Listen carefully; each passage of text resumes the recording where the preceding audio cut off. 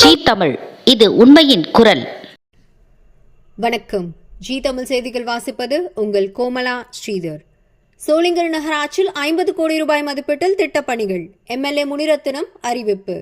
ராணிப்பேட்டை மாவட்டம் சோளிங்கரில் நகராட்சி சார்பில் புதிய வாரசந்தை திறப்பு விழா நடைபெற்றது. இதனை சோளிங்கர் சட்டமன்ற உறுப்பினர் MA முனிரத்தினம் கலந்து கொண்டு 1,36 லட்சம் ரூபாயில் கட்டப்பட்டுள்ள வாரசந்தையை ரிப்பன் வெட்டி குத்துவிளக்கேற்றி திறந்து வைத்து பேசுகையில், சோளிங்கர் நகருக்கு கலைஞரின் நகர்ப்புற மேம்பாட்டு திட்டத்தின் கீழ் 5 கோடி ரூபாய் மதிப்பில் புதிய பேருந்து நிலையம், 1 கோடி ரூபாய் மதிப்பில் பிளாஸ்டிக் குப்பைகள் தரம் பிரித்தல், சோளிங்கர் நகராட்சிக்கு 46 கோடி ரூபாய் மதிப்பில் குடிநீர் திட்டம், சோளிங்கர் நகருக்கு புதிய புறவை சாலை உள்ளிட்ட 50 கோடி ரூபாய் மதிப்பீட்டில் திட்டப்பணிகள் நடைபெற உள்ளதாகவும் பேசினார். மேலும் சோளிங்கர் நகரில் பேருந்து நிலையம் அருகே உள்ள மதுபான கடையை வேறு இடத்திற்கு மாற்ற நடவடிக்கை எடுப்பதாகவும் கூறினார்.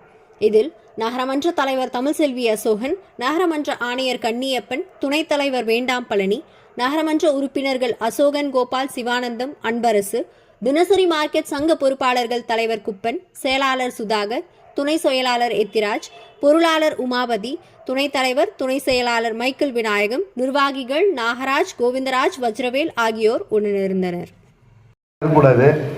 இன்னும் சர்வீஸ் கொடுக்கல, அது கேள்விப்பட்டால் அது இரும்பு பழுப்பு தான் வைக்கணுமா அந்த சர்வீஸு, அது பிளாஸ்டிக் பழுப்புலன்னு 1,66 லட்சம் ரூபாய்க்கு திட்ட மதிப்பீடு.